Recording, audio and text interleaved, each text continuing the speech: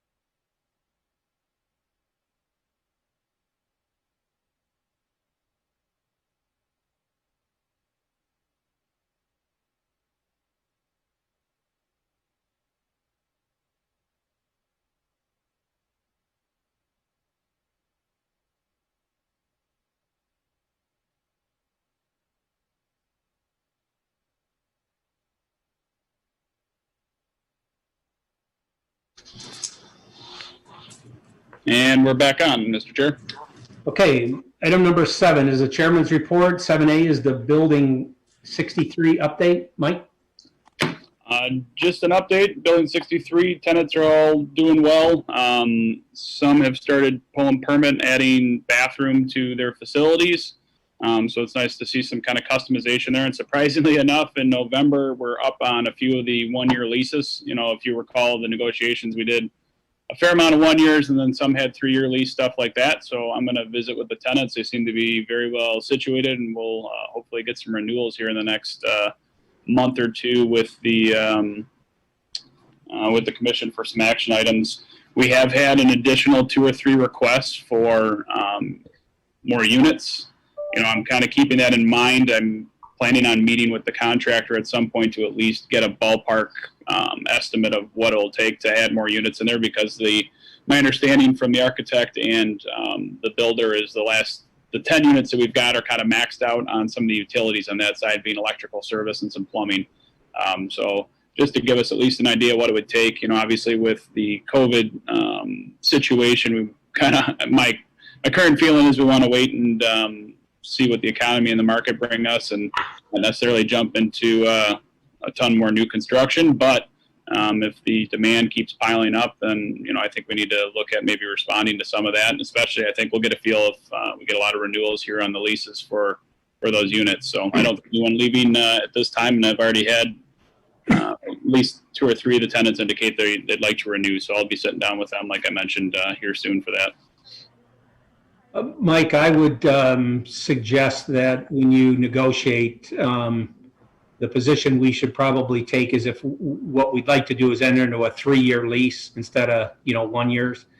Obviously, it's going to depend on the tenant, but if you can kind of start the discussion with that's, what your preference is to enter into a 3-year lease.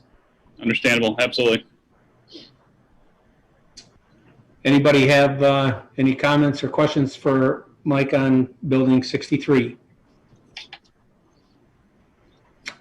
Hearing none, we'll move on to item number 7B, which is the Army Corps of Engineers projects update. Mike?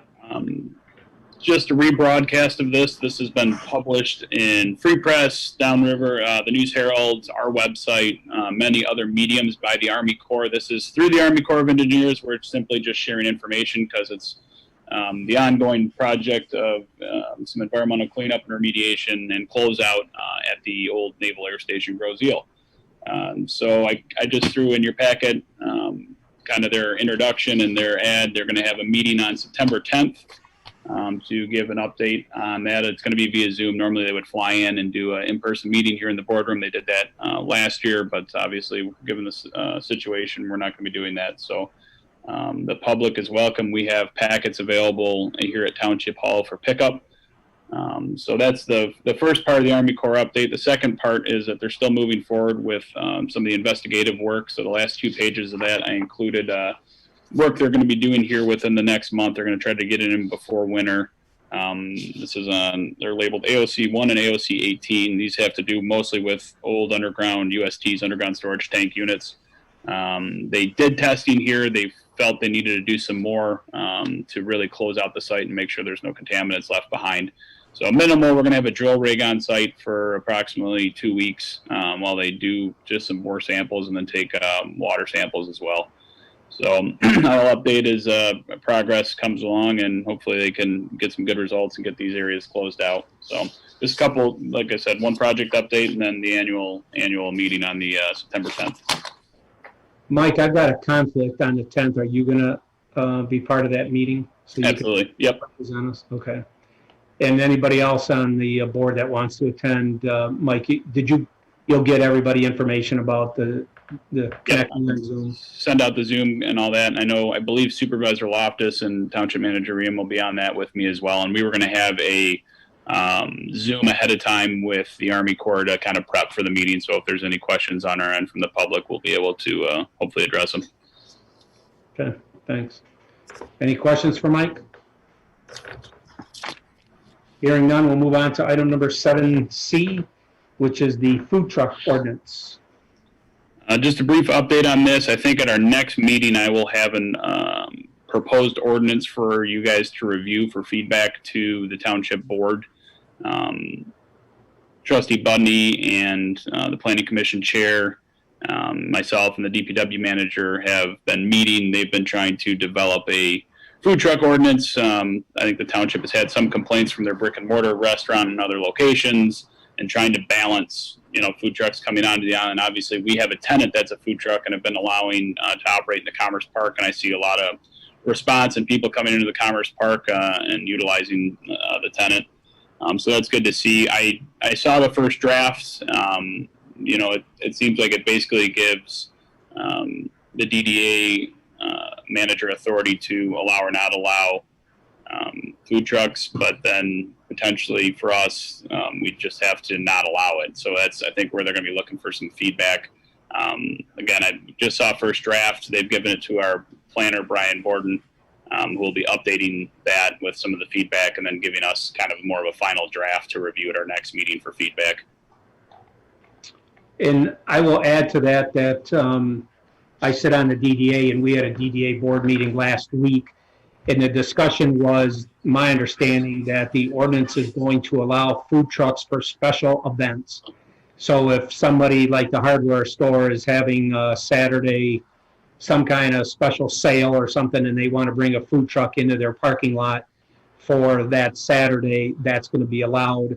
Or, some other event that the DDA puts on Macomb Street, that's kind of a yearly thing, and it's just a Friday or a Saturday night, that they're going to allow that, but they're not going to allow it to be like a weekly thing or anytime, a food truck wants to go there.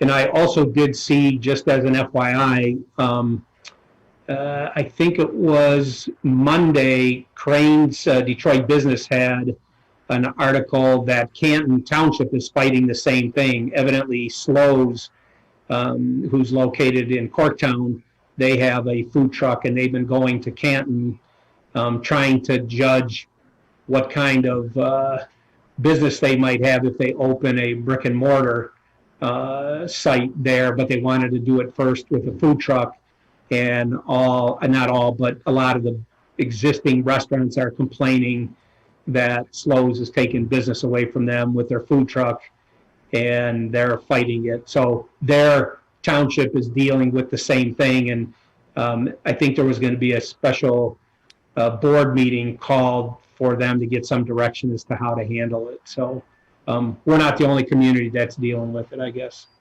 So. I thought we could have a food truck court over there and make some money off of it. I did propose that actually at one time. That could be a solution where we designate a lot with power outlets and rent a spot. Ann Arbor does a similar setup, and Florida does it. Hey, I don't really care what they do on Macomb Street, but there ain't no way we're losing our food truck at the airport. So they come over, they can arrest you, Mike. I don't care what they do. But I kind of like that idea. Let's start a food truck lot. Yes. right. And Tennis center. What? yeah, yeah, in the parking lot of the I can look at what Ann Arbor does and try to get some more research from that and see. I believe they just have power pedestals on a lot, and they rent the spot by the day or the week. I think we should also look in how do we get alcohol. Can we get a liquor license to let some of these guys sell alcohol too? Given the current situation, maybe. I'm in Canton every day. I'm here now. I've never seen a goddamn food truck. Really? Well, Yeah. I'll send you the article, and you can see what they were complaining about. God. Yeah, Galindo's is delicious. All right, so Mike, you'll when you have some kind of draft or something, you'll send it out to us. Yep. Yeah, I'll send it out for review, and if we can provide feedback in an official setting, probably from our next meeting, we should do that. All right. Anybody else have any comments or questions on the food truck? Hearing none, I'll move on to our action items. Action item 8 is the Brad Wolf office lease, and we have a resolution that was included in our packet that says, based upon the recommendation from the Groseal Airport Commerce Park manager, the Groseal Airport Commerce Park Commission hereby approves a lease between Brad Wolf and the Grosseal Municipal Airport. Terms of the proposed lease agreement are listed in the history, purpose, and explanation section of the resolution. And it looks like it is a, Mike, I'm assuming that expiration date is wrong. You have August 6, 2020. It should be August. Correct. I'm sorry. It should be 2021. 2021. So it's a 1-year lease with 2 1-year options at a rental rate of $1,855 per year, which equates to $157.08 a month. I'll entertain a motion. I'll make the motion. Motion by Mr. Van Oz, Support. support by Mr. Filarski. Is there any discussion? Is that rate reasonable? It seems like it might be a little low. They're very small office spaces. It's $13 a square foot with utilities. That's our standard office rate for Hangar 2. Okay. Any other questions? Hearing none, all those in favor say aye. Aye. All opposed say no. No, just kidding. Item number 8B is the election of chairman. Mr. Moran. Is that by way of a motion? Yes.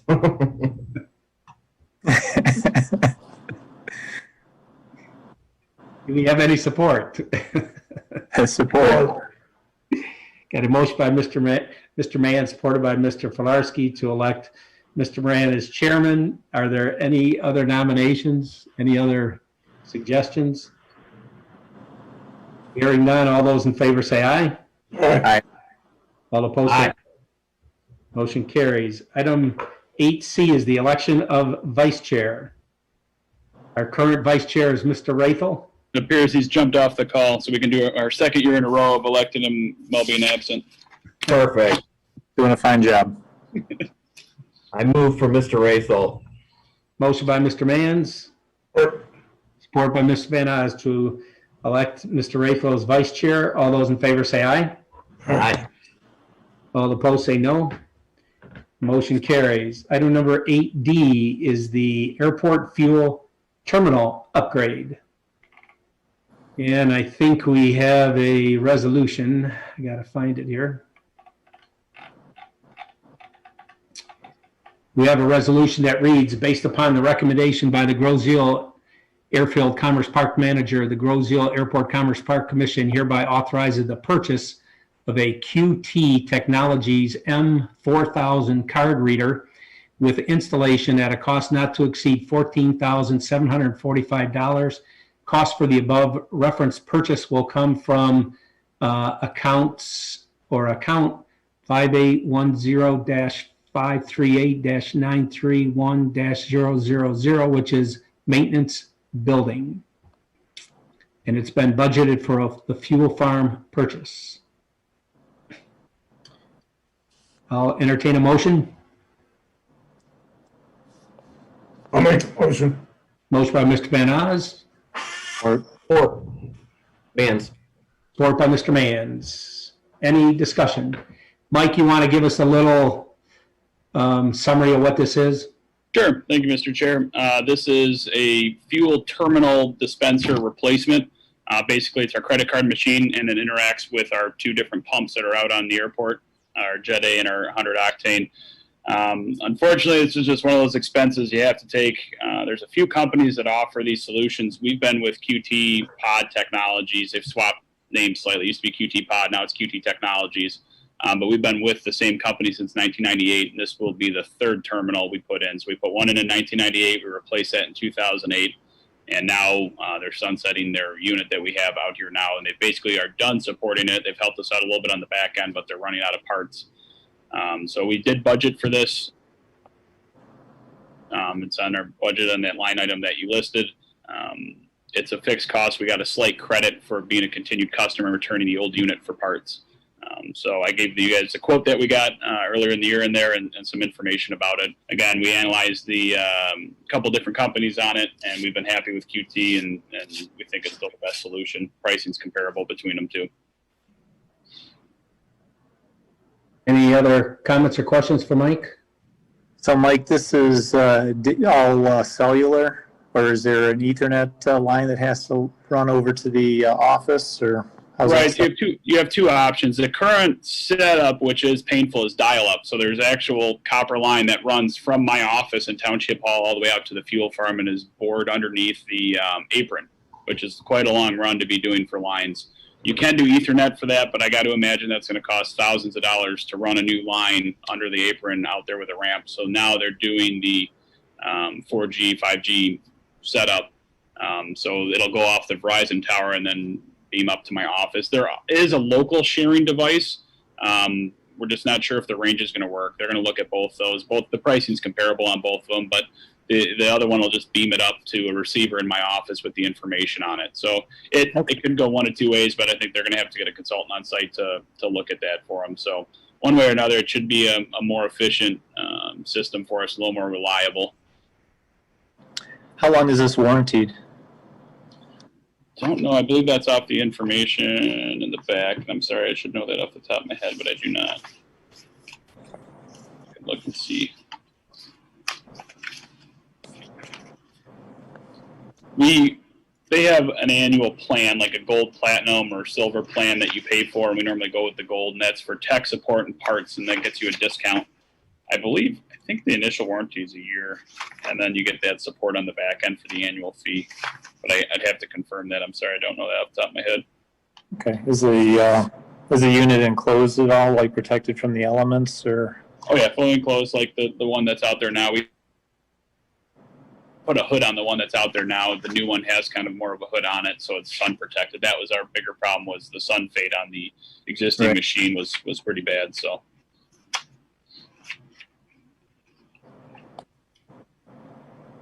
And it'll be more reliable.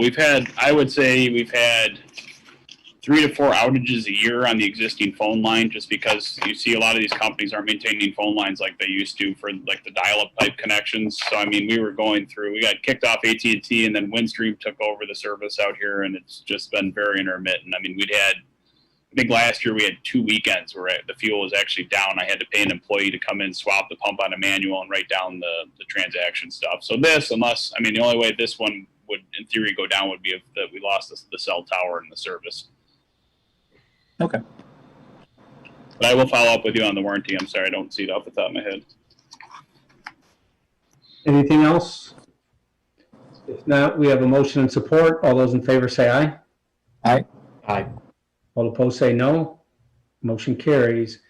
Item 8E, which is the tennis center. Mr. Van Oz, do you want to make that motion? Yeah, I'll make a motion that we submit a request to the Township Board to move or turn the tennis center back to the Commerce Park Commission. Do I hear support? Support. Support by Mr. Mans.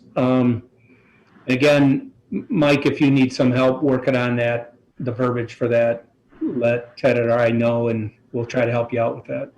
Absolutely. I can draft something and pass along to both of you for review. Okay. Yeah, it can be simple. Okay. All in favor say aye. Aye. All opposed say no. Motion carries. Item D is our discussion items, the CARES funding. Mike? I sent an email update to the commission on this. I figure I just mentioned here we did the submittal. We 2 weeks ago finally received our CARES funding from the government as part of the aviation portion of that. So we received $30,000. Looking at where we're going to put that, my current feeling is to wait and see on some of the COVID stuff and see how the economy is going here in a bit. And then if we want to, we can apply it towards something like our landscaping project or an aviation project here on the field and put it towards one of our longer term goals. So I just wanted to make sure, have a little discussion if anybody has any other feedback, and make sure we're kind of all on the same page with that. I'm okay with just setting it aside and seeing what happens. I agree. Mike, can you set that up on our budget that it says CARES funding, so we know that it's that it's been identified as that? Sure, I could probably break it out from the cash reserves and set a separate section in there that says 30,000 for CARES. Yeah, I think that would be a good idea, so we can track it. So. And this CARES, Mike, is this a payback or non-payback? It's a reimbursement that was up for operating expenses or maintenance and repairs. So we basically submitted salaries and some other expenses to MDOT and the FAA, and they reimbursed it for that time frame. Cool. Good. All right, if there's no other comments or questions on that, we'll move on to item number 9B, which is the FAA Township Memo of Understanding. Thank you, Mr. Chair. This is a long-time project. Actually, the previous airport manager started this, and then it got brought up again in the review that we had, what was that, in 2013, I think is in here. So basically, when we had the review by the FAA, one of the things that they cited, and kind of it's fallen off the bandwagon on their end probably 3 times, and it's now finally come back around again, and the state's involved in requesting us to finish it, is the revenue diversion concern. I've listed the FAA order number in there. So basically what the FAA is telling us is, we understand you're set up with the township and the DPW for their facilities on the airport, but you need to have something in writing, which makes sense to me, representing what that relationship is. So obviously, the FAA's overall concern is they don't want a more powerful oversight, such as the township, coming into the airport and taking funds away or revenues away from the airport and putting into other spots of the township. They see that in other areas with buildings. So like if the township said, we had a perfectly run building, they came in and took it and repurposed it into something different that they wanted, that would be considered a revenue diversion. But in reality, the case with Township Hall that's on the airport and the DPW facility is the township committed funds to be on the airport and fix up and repair a very dilapidated building. So, it's not a scenario where we'd be charging them rent. For example, in Township Hall, I believe the investment was a little over $4 million to bring this facility up to speed that I work out of.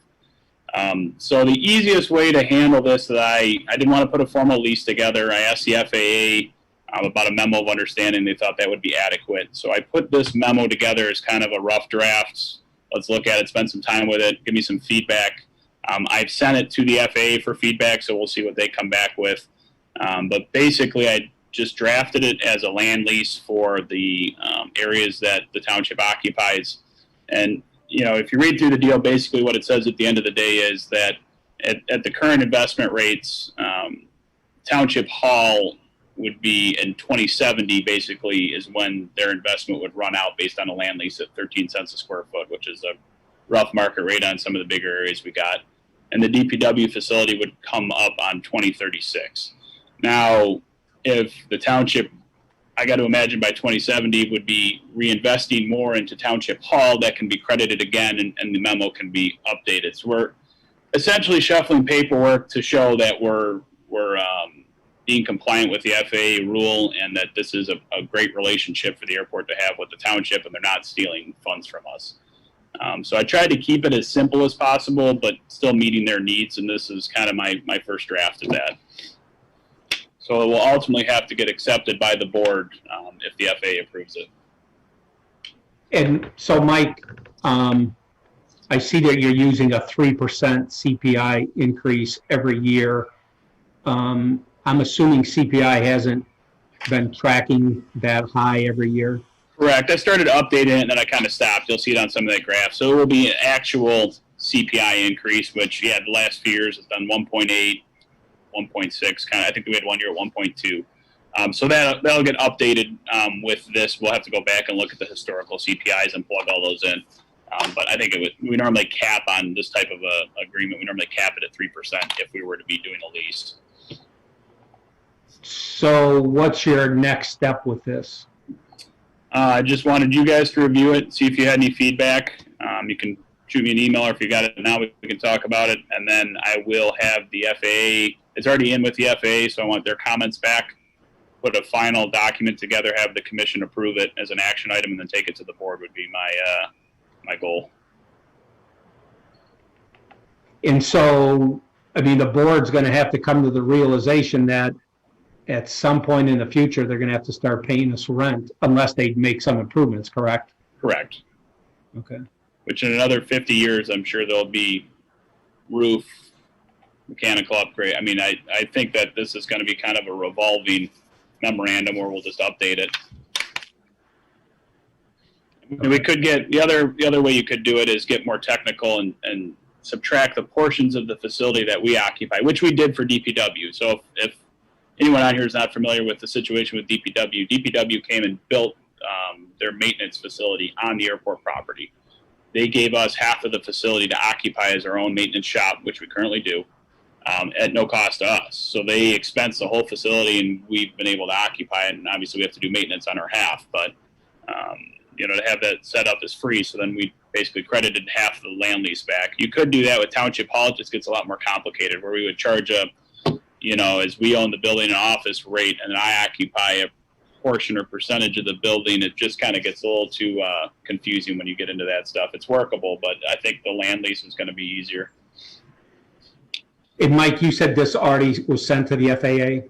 Correct. Yeah, I just sent it. I sent this draft to them for comment, just to get the initial feedback of, is this roughly what you're looking for? And then let's, you know, polish it up. Because I think what you just talked about, the DPW and us occupying part of it, I think that needs to be a paragraph in here so it's clear. Yep. So we can add that to it. So. Okay. All right. Anybody have any questions for Mike on this memorandum of understanding? If not, we'll move on to item number 10, which is subcommittee reports. We have none today. Item number 11 is the chairman's report. The only thing I'd like to mention is sometime soon, Mike and I are going to have to get moving on our landscape plan and kind of move that to the next step. I know our landscape architect has sent us a proposal to do more detailed plans that would be good enough to go out for bids. And, you know, we got to get some ideas to what these things are going to cost, make sure we have some money in the budget to do that, and then put together a plan to move forward. But going through these winter months would probably be a good time to get all that stuff done. And then hopefully, you know, springtime next year, get at least some landscape done at one of the areas that we've had designated for improvements. So Mike and I will be working on that here in the next probably 30 days to move that forward. So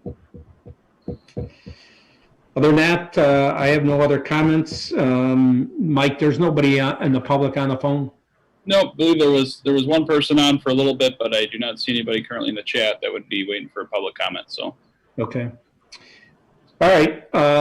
If no one else says anything else, I'll entertain a motion to adjourn. So moved. Sorry, Ted. Motion by Mr. Mans. Did somebody support it? I'll support. Support by Mr. Filarski to adjourn at 2:53. All those in favor say aye. Aye. All opposed say no. Motion carries. Thanks, guys. thanks, guys. Appreciate it. Thank you. See ya.